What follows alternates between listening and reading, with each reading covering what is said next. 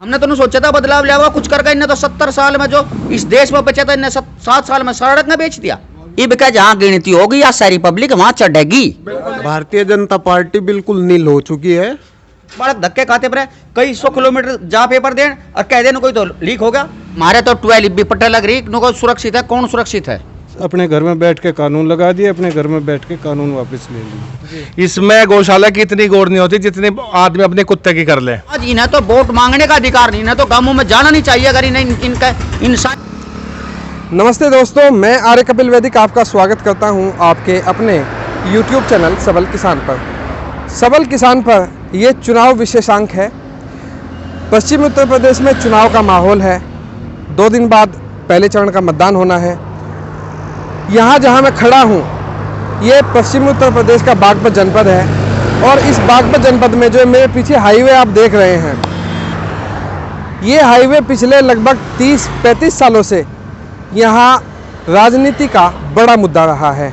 इस हाईवे ने चौधरी अजीत सिंह से लेकर सोमपाल शास्त्री और सत्यपाल सिंह जो डॉक्टर मौजूदा विधायक सांसद हैं यहाँ से बागपत से, इन सभी का सफ़र तय किया है।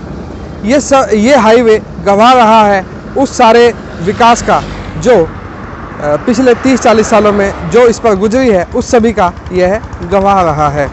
तो अब के जो चुनाव है 2022 विधानसभा के उत्तर प्रदेश के, इसमें भी देखना ये होगा कि ये जाट मतदाता किस तरफ अपना रुझान रखते हैं, क्योंकि ये साफ है कि जो लखनऊ का रास्ता है वो पश्चिमी उत्तर प्रदेश के बिना नहीं तय किया जा सकता, इसे अनदेखा नहीं किया जा सकता। तो इस जाट बाहुल क्षेत्र में यहाँ जो हमारे जाट भाई हैं उनसे हम पड़ताल करेंगे कि वो क्या रखते हैं अपने मुद्दे, किन आधारों पर वो वोट देंगे इस चुनाव में।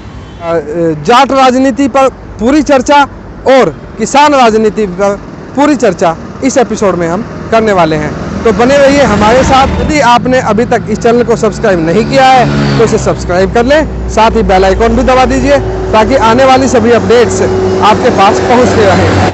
खास जाट बाहुल क्षेत्र की पड़ताल में मैं आज आपको लेकर आया हूं। यहाँ जो हमारे कुछ किसान भाई मौजूद हैं, तो हम इनसे जानेंगे कि वास्तव में क्या मुद्दे होंगे कि जो वोटिंग करते समय जिनको ध्यान में रखा जाएगा, क्या वो आधार होंगे जिसके आधार पर आने वाली सरकार चुनने के लिए ये लोग वोट करने वाले हैं।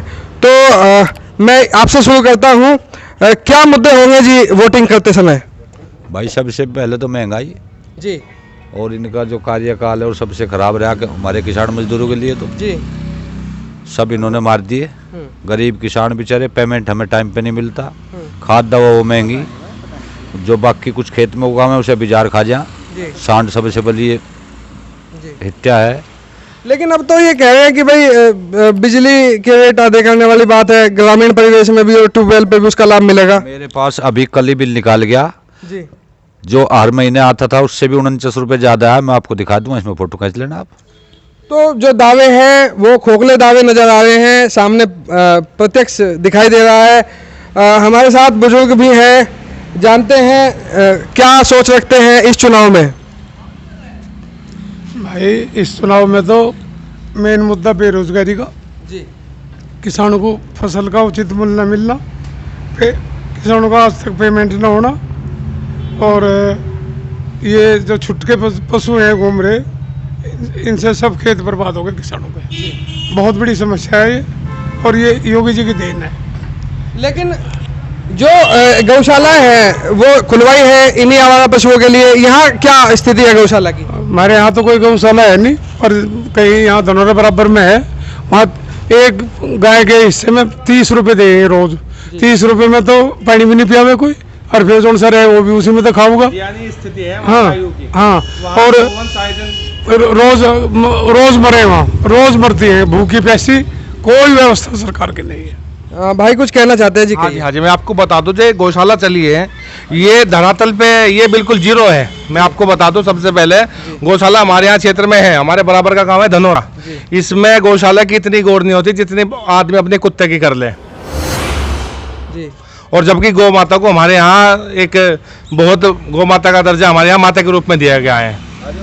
बिल्कुल यथार्थ जो स्थिति है वो बता रहे हैं कि वास्तव में गौशाला की स्थिति बहुत ज़्यादा खराब है। मैं आपको तो स्थिति बद से बदतर है। प्रतिदिन दूसरे दिन तीसरे दिन गोवंश मरने की या भूखे मरने की लगातार हमारे यहाँ सूचना आती है। जो बुलडोजर वाला विषय है, इससे लेके आप क्या कहना चाहते हैं? क्या समझते हैं कि कितना सही कितना गलत? बुलडोजर के चला जाए, नहीं के आदमी ने बुलडोजर चलाए, वो गलत चलाया बुलडोजर। कहाँ ये नको मानस मार दिया, नको मारे तो 12 भी पट्टे लग रही, नको सुरक्षित है? कौन सुरक्षित है? कोई सुरक्षित नहीं। 13 महीने हम जो है रोड पे बैठे रहे, सर्दी में बरसात में, वहाँ जो है किसान भूल जाएगा इन बातों। 771 किसान मरे, क्या किसी योगी जी ने या इन्होंने कोई बुझा? हमारे यहाँ 3 विधायक बीजेपी के थे, एक सांसद था बीजेपी का, किसी ने नहीं पूछा कि इनका करने का पेमेंट होना चाहिए नहीं होना चाहिए? एक बार भी एक शब्द भी कहा किसी के बारे में? आज इन्हें तो वोट मांगने का अधिकार नहीं, इन्हें तो गांवों में जाना नहीं चाहिए अगर इन्हें इनका इंसानियत बची हो तो। इन्होंने कोई काम ऐसा नहीं किया जो किसान की आय दुगनी रोज दुगनी कह रहे जे। अरे 2 योजना प्रधानमंत्री मोदी को हो गए। मोदी जी ने जो है, हमने तो नहीं सोचा था बदलाव लिया कुछ करके, इन्हें तो 70 साल में जो इस देश में बचा था, इन्हें 7 साल में सड़क में बेच दिया। बाड़कू की नौकरी अभी देखो आपके प्रत्यक्ष में लट बजा दिया उन्होंने बाड़कू पे, जबकि उसमें उस नौकरी में एक ही तो पेपर था पहले। वो इतनी बड़ी नौकरी नहीं है, वो तो किसान की मजबूरी की नौकरी है। उसमें इन्होंने डबल पेपर कर दिया। बालक धक्के खाते पर कई 100 किलोमीटर जा पेपर दें और कह देना कोई तो लीक हो गया। कौन करा रहा है इसे? कोई आज तक इन्होंने नौकरी दी क्या? एक भी नौकरी बताओ दी हो तो इन्होंने? उनका कहना है कि अभी 3 भर्ती निकल चुकी है यूपी पुलिस की, उसमें काफी लोगों को बच्चों को रोजगार मिला है। कौन सी भर्ती क्लियर हुई जी आज तक? हमारे गांव में तो एक नहीं हुआ बच्चा, कोई भर्ती आज तक क्लियर नहीं हुई। और निकली कहाँ है नु बता दो कि वहाँ निकली? किसी पेपर लीक हो गए, किसी के पेपर लीक हो गए। कोई काम इस बीजेपी सरकार ने नहीं किया। हमारा पेमेंट जो है आज जो है 2 मार्च का आया है पिछला, और जबकि हमारा जो है हमारा आधे से ज्यादा गन्ना जा चुका। इसके बारे अगले इस सीजन का उसके बारे में तो कोई सोचना ही नहीं। पिछले साल का 2 मार्च का पेमेंट अब तक आया है, आप जानकारी करो। क्या इनके पास रिकॉर्ड नहीं? यहाँ का डीसीओ, इस डीसीओ ने जो है यहाँ 1 करोड़ नहीं 120 करोड़ रुपए निकाल कर दे दिया इन्हें लाला को। इन्हें क्या अधिकार था डीएम को? इन्हें 120 करोड़ रुपए बगैर उसके हमारे डीएम के और हमारा जो डीसीओ बैठा उसके बगैर निकल सके थे जब खाता जोड़ था। बहुत संगीन मुद्दा है और बड़ी बेबाकी से अपनी बात कह रहे हैं कि वास्तव में जिस पैसे पे उनका अधिकार ही नहीं, वो किस अधिकार से उन्होंने निकाल के और बिना किसी प्रशासनिक अनुमति के उनको दे दिया। अच्छा एक बात बताइए, ये जो किसान आंदोलन चला है लंबे समय, क्या ये बदलाव लाएगा? जरूर लाएगा, बदलाव जरूर लाएगा। किसान भूखे प्यासे बॉर्डर पे बैठे रहे, इन्होंने आज तक भी कोई बात नहीं की जी। बस अपने घर में बैठ के कानून लगा दिए, अपने घर में बैठ के कानून वापस। बाकी किसानों से कोई वार्ता नहीं हुई, कोई बात नहीं हुई। 22 जनवरी के बाद आज तक किसानों से एक बात नहीं करी इन्होंने। क्या मुद्दे होंगे आपके वोट करते समय? वोट करते समय बतरे मुद्दे होंगे। बेरोजगारी पहली में है, महंगाई है, और गन्ने का भुगतान है, और बिजली के बिल हैं। बहुत समस्या है। सबसे पहले है बेरोजगारी है, सबसे ज्यादा बेरोजगारी है।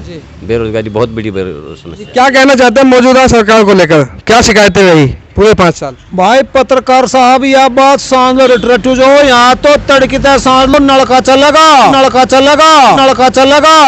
मैं ये कह रहा हूँ मगर ये मशीन है इनमें भी गड़बड़ करें, ये गिनती में भी करें। कभी बिजली बजा इब क्या जहाँ गिनती होगी या सारी पब्लिक वहाँ चढ़ेगी। इब क्या जी वहाँ गिनती होगी, लट्ठू के अल्लू के गंडासू के शहीद होगी। और ये योगी मोदी खेत खाते अंडरे, ये बहुत प्रमुख मुद्दा है।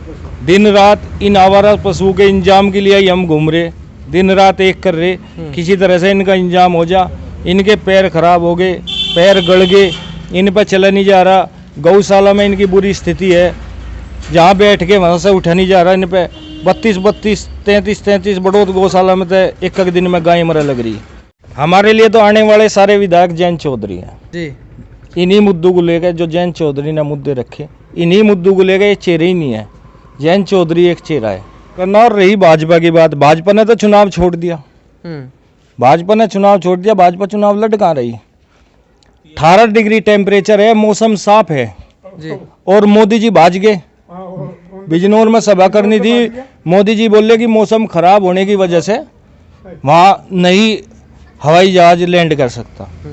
तो ये क्या है, ये चुनाव छोड़ दिया उन्हें, चुनाव में कुछ दिख ही नहीं रहा, अब तो टीवी पे प्रोपेगेंडा है बस। पीएम तो आज अपनी रैली भी नहीं कर रहे हैं, वो 18 डिग्री टेम्परेचर में खिली हुई धूप में मौसम खराब होने की वजह से अपनी रैली भी कैंसिल कर ली, इसलिए उन्हें अपनी हार साफ दिखाई दे रही है। भारतीय जनता पार्टी बिल्कुल नील हो चुकी है। उनके पास न ही कोई मुद्दा है सिर्फ हिंदू मुस्लिम के सिवा। उनके पास न महंगाई पर बोल सकते, ना बेरोजगारी पर बोल सकते, ना शिक्षा पर बोल सकते। जहाँ भी उनसे बुलवावे सिर्फ हिंदू मुस्लिम ये यहाँ चलने का नहीं, यहाँ बिल्कुल भाईचारा बना हुआ है और ये ही चलता रहेगा। जैन चौधरी आ रहे हैं।